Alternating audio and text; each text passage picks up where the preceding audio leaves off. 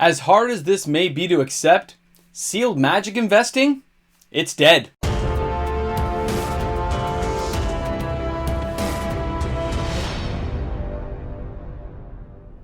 Players are about to enter a bold new world. Welcome back, everyone. MTG Moxman here, and thanks again for hanging out with me on the channel today. I want you to picture the Wizard of Oz, the Land of Oz, the Emerald City. Picture it, and you got the wizard behind the curtain, controlling everything with mechanisms and levers and talking and yelling and screaming. Look here, look there, hype trains coming into the Emerald City.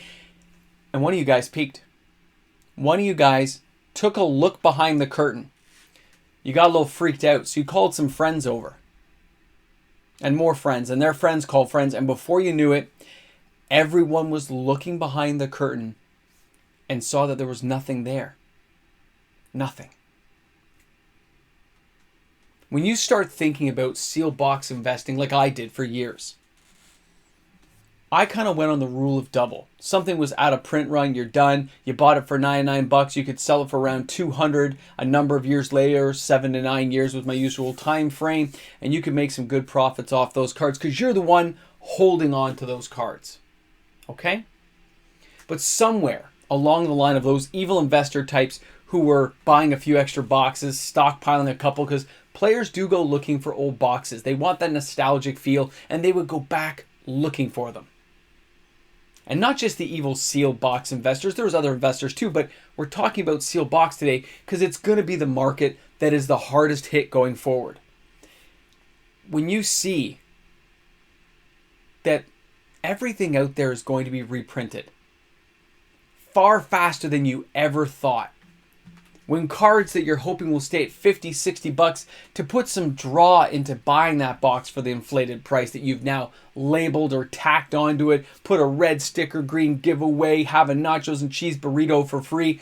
When you've done that, you're hoping it's going to sell because you bought those extra boxes, maybe to open one for yourself on a good Friday night. You guys are going to do a little drafting and have a good time. But let's face it, a lot of those evil investors out there like myself are hoping to flip them down the line to make you tie to your profit for all the years of investing and holding on, caring and taking care of those sealed boxes to make sure nothing bad happened to them. And those days are almost over. Somewhere along that line, the guys at the Wizard of Oz, the Emerald City, the Ivory Tower, they figured out what other people were doing and they said, wow, if that's the way it's going to be, we're going to give those sealed investors exactly what they want. Turn on the printing press and keep printing. And when that printing's done, turn it on again. And guess what? If it still sells pretty good, it's print to demand, so print again. Not all of that was going to be player organic demand. Most people recognize that 4 or 5 years ago. It was going to be people saying, hey, I can hold on to a few boxes and make some good tidy profits later on in this secondary market of MTG finance. And no matter what, the MTG finance world is here. But right now, it is showing its true colors. And a lot of people are not going to come through this the way that they hope they're going to. Because the market's going to be in such a downturn for sealed product over the next 5 years or more, that most people will be turned off and won't want to go after anything. So for a lot of those players who walk away at this point and don't buy anything, I can't say that's the wrong move. Because who's going to want to buy it when we know there's such a glut? If you guys thought Fallen Empires was bad, we have no idea really how bad it is right now. No production numbers are given.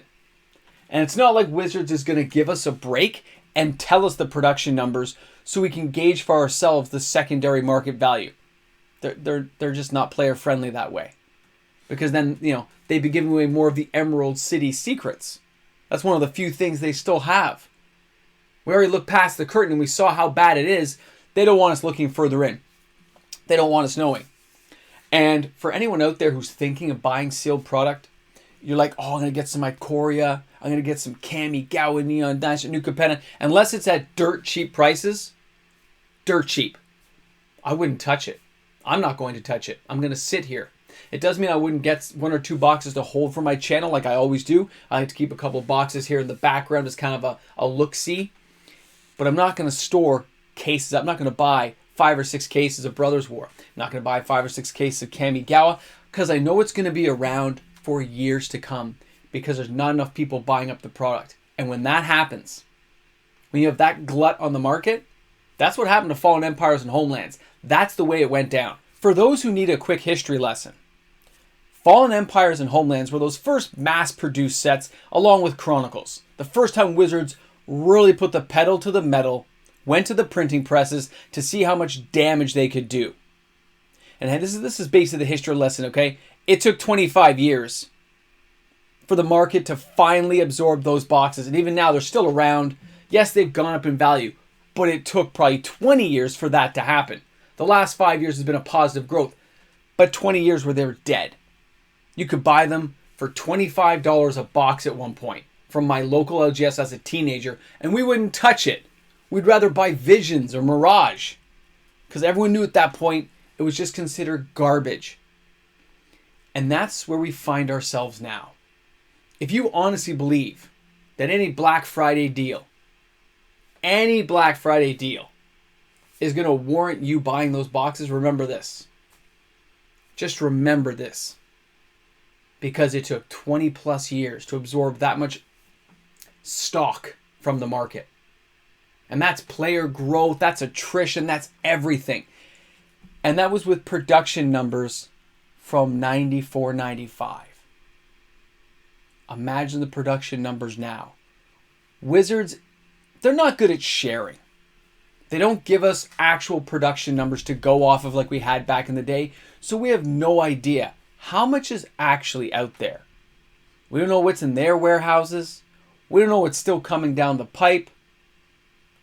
We don't know what's at your local LGS level unless you have a little network like I do and kind of get a little telling of the water.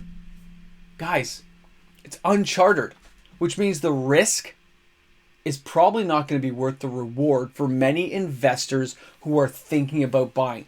I'm not saying nobody's going to buy, because even I'm going to buy the odd bit here and there. If it's a good set, I want to have a little extra for a Friday night draft. That's different than a person buying it by the case and sitting on it for years on end to try to reap the rewards of holding on to it. That's where everything gets a little bit murky, a little bit unsure. And if you look at the history of how we did things back then, a lot of players did not bank a lot of this product into shelves and stuff. Yes, some of it got stored away. The odd person who was an adult saw the potential of the game and bought a couple of boxes because they're working people and they would store it on a shelf. But nowadays, minimum wage, depending on where you are, it's not that hard to afford 1 or 2 boxes. If you really wanted to do it and you had no other expenses, anyone can pretty much do it, okay? But that doesn't mean they're going to. Because people thought there was a reward at the end. You thought you were going to make some money. And I'm not talking about the players who are opening it for fun, guys. I'm talking about the guys, the evil investors out there who said, I'm going to keep like 10 boxes. I'll keep 2 for myself. I'll sell 8 about 10 years from now. I'll net like $180 a box in profit. I'm going to walk away with $2,000. Where am I getting 10 to 15% a year over year for 10 years? You see what I'm saying? Like that isn't going to happen. MTG Finance is going to be fine. The singles market is crazy. Even at Wizards, quick reprint pace, it's still doing very well, although it's really crashing a lot of the card prices down. But this little murky area of the swamp we're in right now, it makes me wonder what will happen if people don't buy it. If nobody buys anything, or if it goes to certain people only. I mean, it should, if they ever go to dump stuff, they should dump it to the LGSs directly. They should allow LGS to have like an LGS account to bypass and just get in there and get a couple boxes, or ship them out for free. Throw your LGS a bone, Wizards. Supported you for 20, 30 years, and you supported them. Throw them a bone. Give them a couple of cases. Mitigate their losses. I don't know.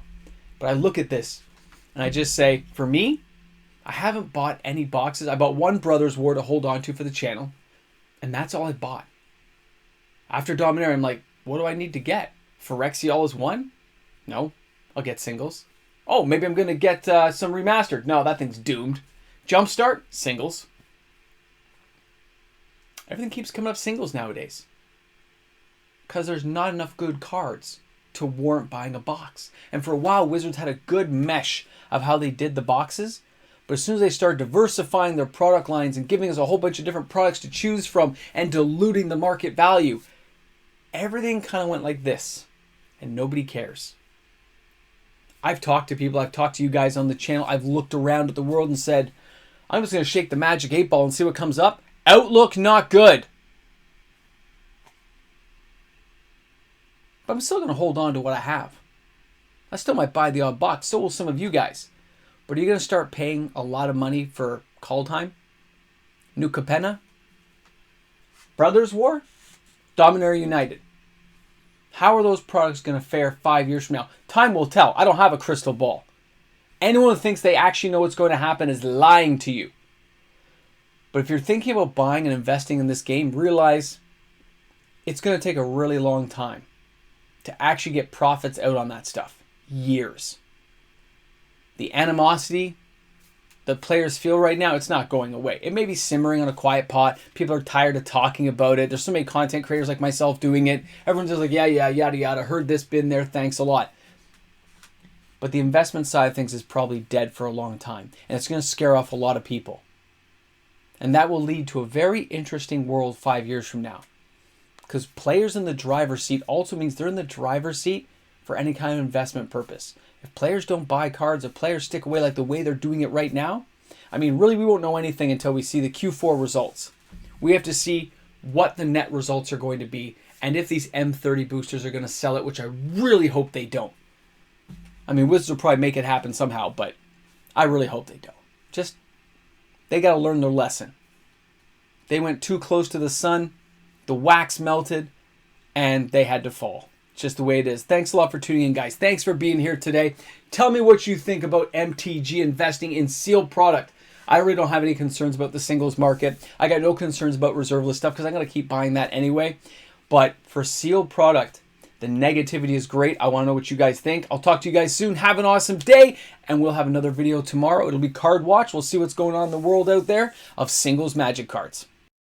Hey guys, of course, a big shout out to all my fantastic patrons on the channel. Look forward to seeing you guys on the live stream on Sunday. Got a few announcements to go over. Looking forward to seeing you all there. Patrons rock!